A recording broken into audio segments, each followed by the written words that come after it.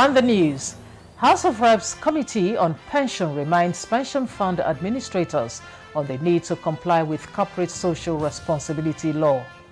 Once all companies in Nigeria will abide by the issue of corporate social responsibility, it is helping the government in providing the necessary amenities to the populace.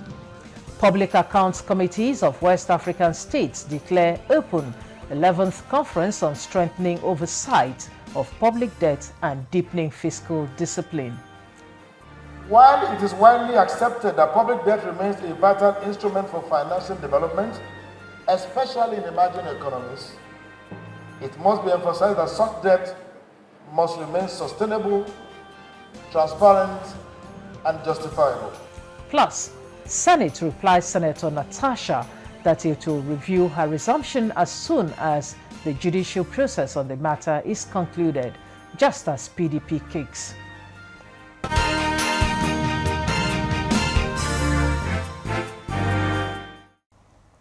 Good evening and welcome to NTA Parliamentary News. I am Stella Inameti.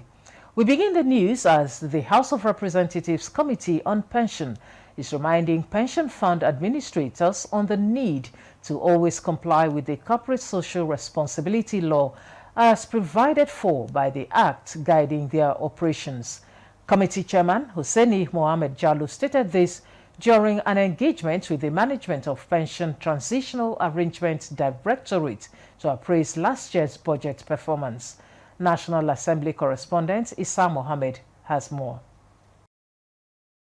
Restating its commitment to the welfare of pensioners on the heels of the ongoing pension reforms, the committee says it will not tolerate any failure to capture appropriations for social corporate responsibilities that better the lives of clients. Once all companies in Nigeria will abide by the issue of corporate social responsibility, it is helping the government in providing the necessary amenities to the populace, and that will go a long way in ameliorating the problem being faced by Nigerians as a whole. PITAD continues to explore all means possible in conjunction with other stakeholders to enhance the welfare of its pensioners in consonance with the renewed hope mandates of His Excellency President Bola Ahmed Tinubu. It could be recalled that the Pension Transition Arrangement Directorate, PITAD, was established in compliance with the provisions of Section 42, Subsection 1 of the Pension Reform Act 2014, empowered to wind down the functions of the old pensions office. In Abuja, Issa Muhammad, NTA News. Act decisively to strengthen the oversight of public debt, deepening fiscal discipline and ensuring public resources are delivered to the people. This was the message of the Minister of Finance and Coordinating Minister of the Economy, Wale Edun, at the opening of the 11th Annual Conference of Public Accounts Committees of West African Parliaments holding in Abuja. National Assembly correspondent Mohammed Rabiu Ali reports.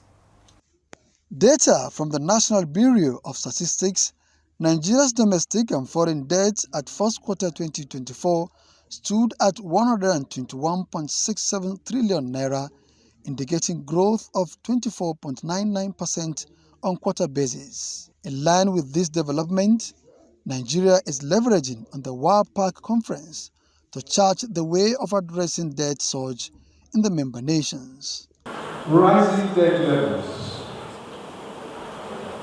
elevated debt service costs, constrained revenues, and shrinking development finance collide with, of course, the usual growing, almost unlimited demands for public spending, public financing, and provision to the people of infrastructure. The rising burden of public debt has become a matter of urgent national and regional concern. While it is widely accepted that public debt remains a vital instrument for financing development, especially in emerging economies, it must be emphasized that such debt must remain sustainable, transparent, and justifiable.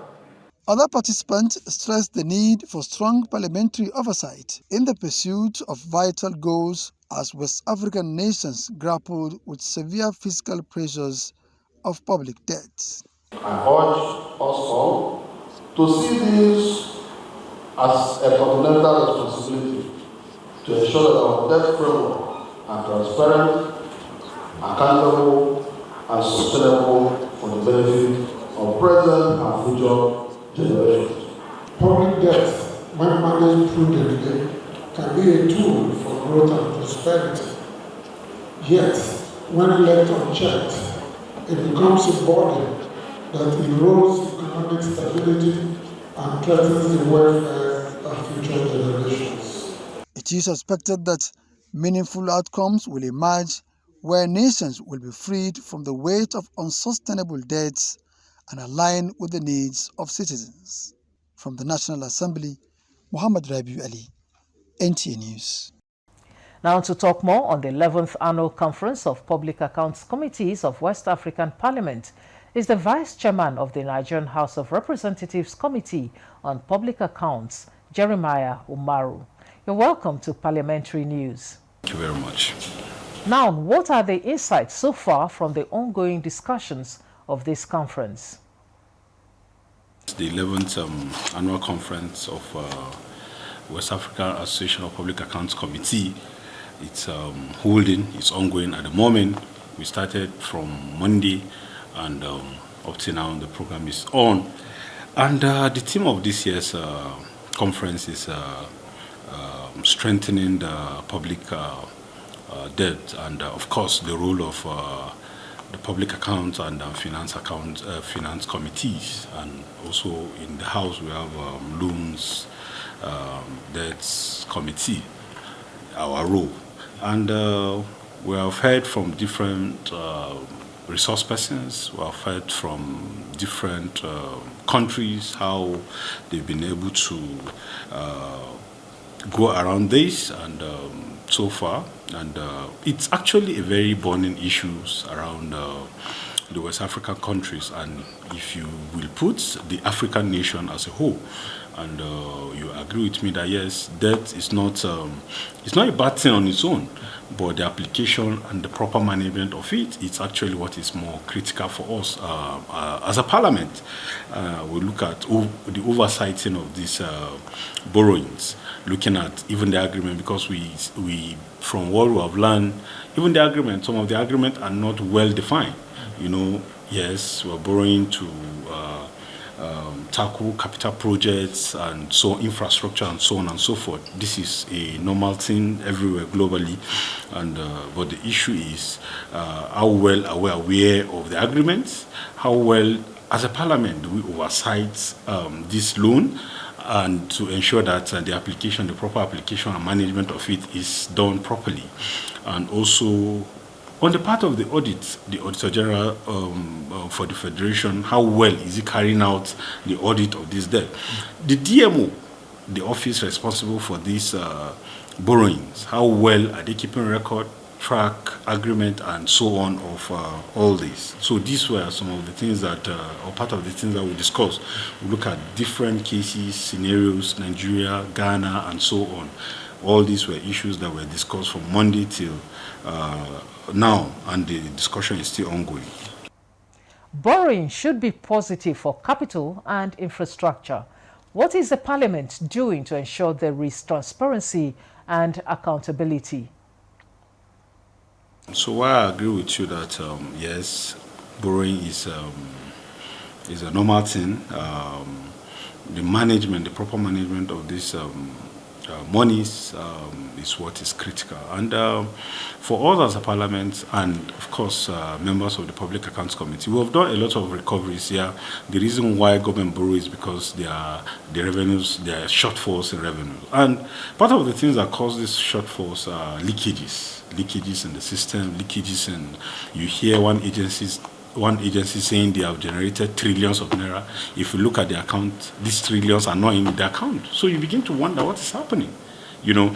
So recently, the Public Accounts Committee of the House actually recovered a lot of money for the government. And there are a lot of leakages. Once these leakages are blocked, some of these borrowings will reduce. So, but there are a lot of leakages in the system, and that's why we're having shortfall in revenue. of course, a lot of agencies, government agencies, are even abusing Fiscal Responsibility Act of 2007. Surplus excess revenues that are supposed to remit to the government, they are not remitting in trillions of naira. So you begin to wonder what is happening. In taxation, taxes, there are a lot of companies that are not paying taxes and nobody is saying anything about it.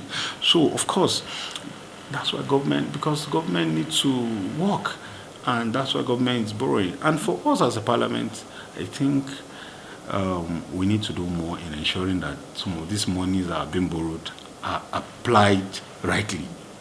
They go to where they're supposed to go. Monies borrowed by government are not supposed to be used to pay salaries and carry out overhead expenses, but capital projects mostly. So once these monies are tied to capital project, I think, and properly oversight, because we as a parliament, we need to carry out proper oversight of these monies. You know, we have committee that is directly in charge of debt and loans. Proper oversighting of this will help the government, will help the country to ensure that there is adequate management of this fund.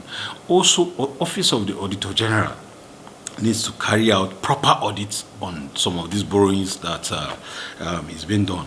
Then, as a parliament and every other person involved in this borrowings, the agreement, because that's another area. There are issues in the agreement that may not be clear.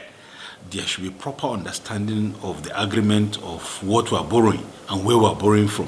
When we have this proper understanding of this agreement, I think everybody will be clear. Because after borrowing, later you now begin to see issues that you don't even understand. They begin to tell you from World Bank, they begin to tell you, oh, there is a clause here that you need to do A, B, C, or XYZ.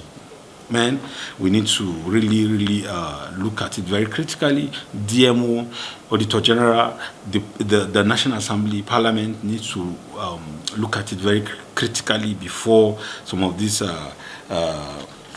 borrowings are carried out. Okay, going forward, what are the West African parliaments taking home in addressing public debt? It is expected that at the end of this conference, member nations, countries will be able to know how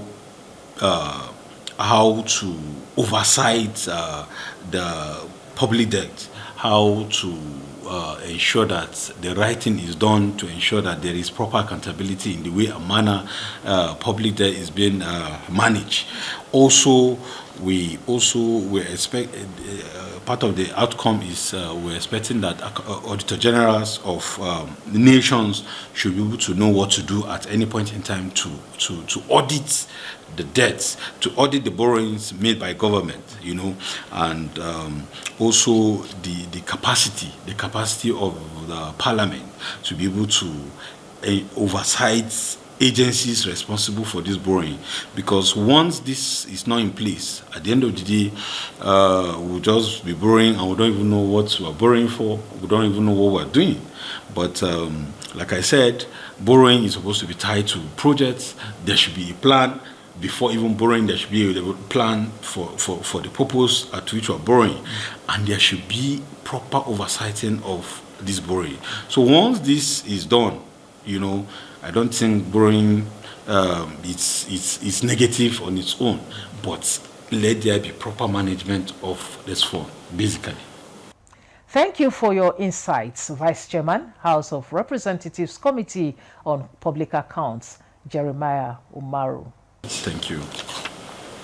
Meanwhile, the Public Accounts Committee of the House of Representatives has described as inaccurate some media reports which quoted the Speaker of the House of Representatives, Abbas Tajuddin, as alleging that the current administration was involved in reckless borrowing and unsubstantiated debt.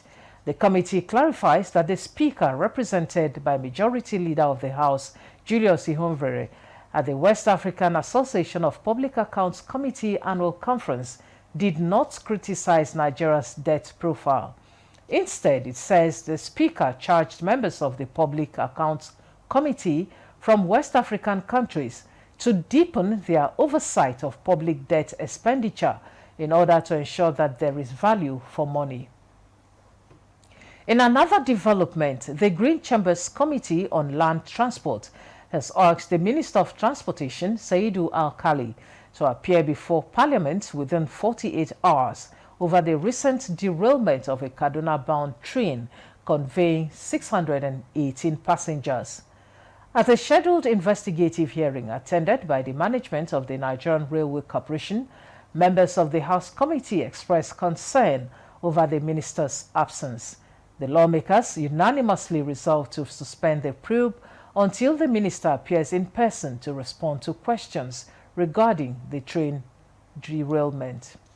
We demand the presence of the Honorable Minister within 48 hours to appear before this Honorable House to account to Nigerians on the derailment, the recent devastating derailment between Abuja, Kaduna Rail. This meeting cannot really proceed, and it is not because we are not here. We are ready to go on with this process. We want to investigate the issues that have been happening, the incidents and issues, threatening the lives of Nigerians concerning our railways. We are here to debate it, to investigate it, to interrogate it, and the minister is stalling the process. It's time now to pause for some messages. Parliamentary news continues shortly after the break. Do stay with us. Are you looking for a short channel to make your business, goods and services go viral? Look no further, as NTA Parliament is your short channel. Take advantage of our wider reach and advertise your products and services on NTA Parliament DSTV channel 370, GoTV channel 126, StarTimes channel 306, and Free TV channel 706. For more inquiries, contact the marketing department, NTA Parliament, NTA Headquarters Area 11 Garki Abuja, or call these numbers 080-383-40464 or 080-770-78055. NTA Parliament, strengthening Nigeria's democracy. Welcome back, and if you're just joining us, this is Parliamentary News reaching you from NTA Parliament, Abuja. You can follow the platforms on the screen for more updates. Moving on, the National Assembly has communicated Senator Natasha Akpoti-Uduaghan that the issue of her resumption is not administrative, but sub judice, as the matter on her suspension is pending before the Court of Appeal. The communication was in response to a letter addressed to the clerk of the National Assembly from Senator Natasha, in which she stated her intention to resume Senate duties, explaining that the suspension period imposed on her by the Senate expires on the 4th of September. The acting clerk to the National Assembly, as directed, informed Senator Natasha that the suspension will be reviewed as soon as the judicial process on the matter is concluded. Senator Natasha was suspended for 6 months on the 6th of March 2025 as recommended by the Senate Committee on Ethics, Privileges and Public Petition for violating Senate standing rules with regards to seating arrangement in the Senate chamber. Her attempt to gain access into the complex on 21st July 2025 was unsuccessful, as she was denied entry by National Assembly security operatives. In the meantime, the People's Democratic Party, PDP, has condemned what it described as an attempt to bar Senator Natasha Akpoti-Uduaghan from resuming in the Senate after serving her 6-month suspension. In a statement, PDP's National Publicity Secretary, Debo Ologunagba, faulted the reported action of the clerk of the National Assembly, which, according to the opposition party, is a calculated move to silence Akpoti-Uduaghan and deny the people of Kogi Central their right to representation. The party described the move as provocative, stressing that it does not only violate the 1999 Constitution as amended and the standing rules of the Senate, but also poses a grave danger to democratic governance and national stability.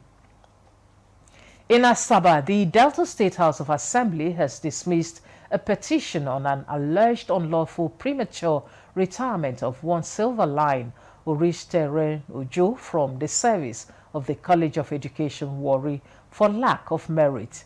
Godfrey Nzekwe reports.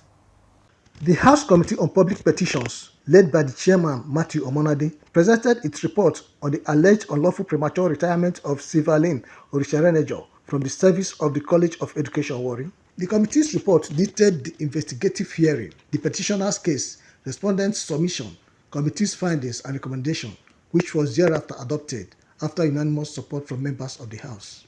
Following the adoption, the Speaker Amomo Timiguo instructed the clerk to communicate the resolution of the House to the management of the College of Education Warri. While the primary school testimonial was bearing Delta State and carried the name Orisenojo Sivanin MT, the primary school certificate had on it the name Orisenojo Maxim and issued by Midwestern State of Nigeria, and that they could not have been the same person, even though both documents had 1974 as the year of examination and graduation. Even the year of entrance into Horsey College Warri in 1973 and the year of graduation of 1978, 5 years from graduation day, it should be said, in fact, that 5 years after admission, the petitioner should be the same person graduating. That from the uncontroverted evidence, it is undeniable that the petitioner is neither the same person as Maxim Orisenojo, nor was he born on the 20th May 1964. Rather, from the records, the petitioner was born on 20th May 1959. That the petitioner ordinarily ought to have retired on 20th May 2019. That the petitioner was due for retirement and was duly retired from the service of the College of Education Warri. The retirement of the petitioner from service by the first respondent was not premature and not unlawful. Rather, it was the petitioner who, through fraudulent means, tied his apron string to the first respondent and collected salaries and other emoluments for additional 3 years. That this petition is frivolous, baseless, vexatious, and gold digging. I think members will not be ready to debate this particular petition because it is very clear. It is very clear to everyone. So let me just put the question straight. Those in favor of the recommendations in the report of the committee that the committee urges the House to discontinue this petition for lack of merit and dismiss it, and that the committee urges the House to affirm the retirement of the petitioner from the College of Education Warri, that the committee urges the House to bar the petitioner from presenting this petition again before the Delta State House of Assembly. Those in favor say aye. Aye. Those against say nay. The ayes have it. Earlier, the Speaker welcomed members back from their annual recess. In Asaba, Godfrey Nzekwe, NTA News. And that concludes parliamentary news for this evening. For more updates, kindly follow NTA Parliament on the platform scrolling on your screen. Thanks for staying tuned. Once again, I am Stella Inameti. Bye for now.